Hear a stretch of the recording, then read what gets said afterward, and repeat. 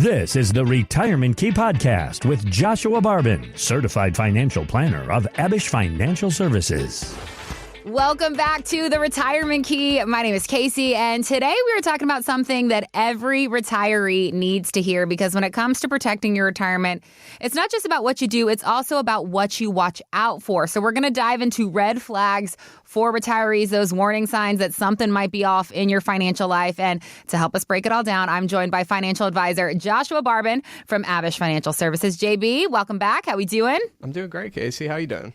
I'm great. Let's kick things off with the first red flag, the relationship that sets the tone for your entire retirement strategy, and that's the relationship you have with your financial advisor. So, JB, what are some red flags retirees should look for when it comes to their advisor? Couple things, Casey. So number one, I would just say baseline communication. I mean, are you having at least one conversation with this person a year? I think that's probably really low, but let's start there. Sometimes that's not even the case. So is it just a baseline communication? Secondly, do you have a clear understanding of the way that you're invested, your income plan? I mean, just basic stuff that if you came to talk to us, we would give you for free. We'd at least give you a decent idea of that. So if you didn't have that, another red flag, and this is a little more phase 2 focus, retirement planning focus, but if you're approaching or entering retirement and have not had any discussion about the difference of investing in retirement versus investing while you're working, if your advisor hasn't even brought that to you or made any suggestion that there should be any changes at all, that's a little bit of a red flag to me, just because what we know mathematically and psychologically happens when you move into retirement, something called sequence of return risk, and just the change of not having income anymore. I mean, there's basic changes, but if your advisor hasn't suggested any change at all there, could be a red flag. Yeah, absolutely. It's so important to work with someone that you can trust to act in your best interest, and somebody that you can sit down and communicate with and not feel uncomfortable. Now, let's move on to taxes, JB. Taxes are one of the biggest financial hurdles that people will face. So what are some potential tax bomb red flags that retirees should be aware of, especially when it comes to things like Social Security, RMDs, IRA balances? Talk to us about that. Yeah, I mean, when I talk to a group of people, a lot of times I would say probably 80% of the wealth of this room is what's called a tax-deferred account.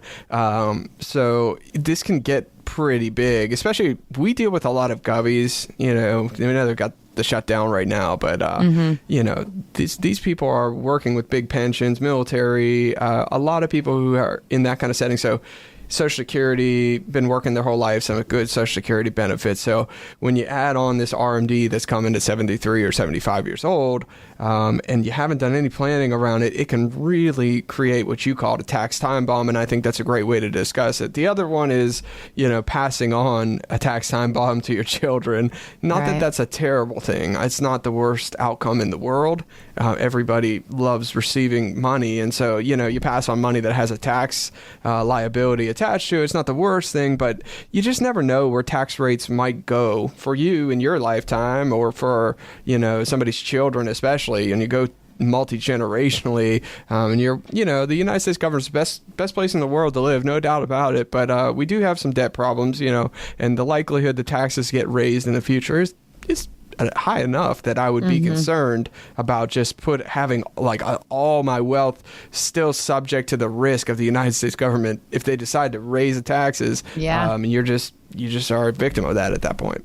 Yeah, a lot to be on the lookout for in the tax department, for sure. That's the understatement of the century. Now, retirement, it's not just a solo journey. It affects your spouse, your family, and ultimately the legacy that you want to leave. And as we know, JB, sometimes communication can be a big issue for people. So what are some communication red flags that retirees might face with their spouse or their family when it comes to money, when it comes to planning, or their expectations?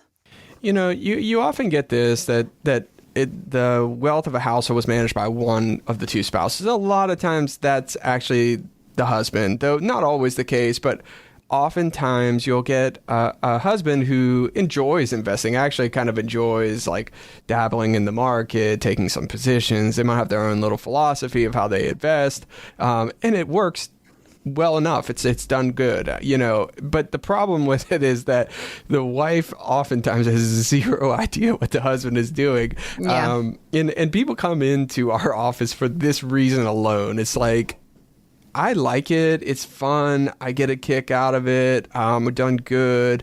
But I'm starting to get to the point, like, if something happened to me, my wife is just going to be totally on an island. And I wouldn't feel totally comfortable. A lot of husbands, like, that was one of the big drivers why they even created wealth in the first place. They, if it's just a single guy, a lot of times they'll just have a mattress in a room. But if it's a husband, sometimes they'll build a nest egg to take care of their family, especially their spouse. And they recognize that if they're gone, there's nobody there to help. And the spouse hasn't been paying attention too much to it. And they don't talk about it. Nobody talks about investment portfolio over dinner. So this is a benefit of communication, and having that neutral third party is very helpful there. Absolutely. And that leads us right into estate planning, because if you're not talking about it, or if your documents are outdated, that's a red flag too. So what are some estate planning red flags retirees should address sooner rather than later? You'd be surprised, Casey. Even people with relatively high levels of wealth, estate planning is one of those things that you can just leave on the back burners. Why? Probably because it's not a comfortable topic to talk about, just like money in general, not overly comfortable to talk about on the regular basis. So these things can just be neglected or just kind of pushed back in time, and then something happens and there's just nothing there. And especially if you have a significant estate, or if things have changed significantly since the last time you updated it when you were 32, it's a whole different world that you're dealing with. And if you don't do anything, the world has mechanisms to help you to do something, but they're expensive. And they're intrusive, and they're, you hear nightmare stories of people being in a probate court, or having difficulty accessing assets, or just tracking down stuff. It's just nightmarish, like not having your affairs in place. And that's another added benefit of working with a firm like Abish, where you really get that help to make sure everything is in order, everything's in place, so that you're just going to be taken care of. Not fun conversations to have, but so crucial to your planning process.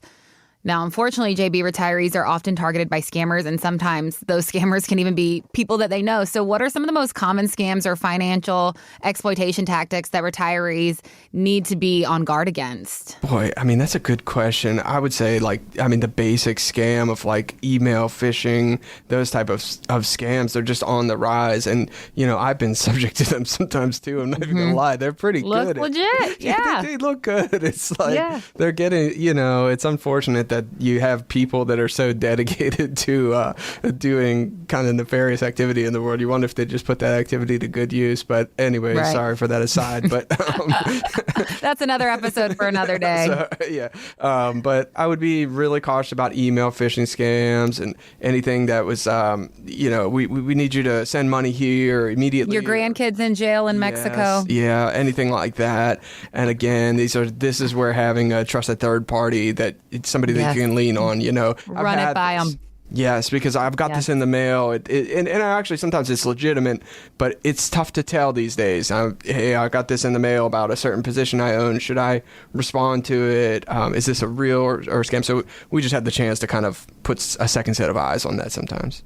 For sure. All right. Well, lastly, let's turn the lens inward, because sometimes the red flags aren't external. They're in our own behavior, and the call is literally coming from inside the house. So, JB, what do you think are some behavioral red flags that retirees should watch out for within themselves? Gambling. Gambling in the stock market is number one. Let's plug the hotline number if you think you have a problem. the NVIDIA options, I've been seeing a lot of this lately. Nothing wrong with them per se. The Coinbase option, that I would be concerned, just like, man, am I taking too much risk with my portfolio? This is to the self-manager. There's other red flags as well. Becoming too conservative is also a red flag there. I'm trying to think of some others. That was the first one that came to mind. I've been seeing a decent bit of that. Behaviorally, here's one, Casey, it's a little bit different. I think not having a total purpose of where you want your retirement to go, and just becoming kind of lost in it. Sometimes people don't retire for this very reason. They don't know what they want. In a moment that is almost like you've reached the dream, where you don't have to work to fund your lifestyle. If you do this retirement planning right, you don't have to work. Your lifestyle is funded, and the problem is they don't know what the lifestyle is after. So it can set in loneliness, things like that. But that's another part of just having real conversations. And sometimes that does take a third party to find out, like, okay, I'm good. I'm covered financially. Now what? And so that's another red flag that I see sometimes as well. Absolutely. Incorporating the help of a professional sooner rather than later. JB, thank you so much for your fantastic insight. As always, these are so much fun.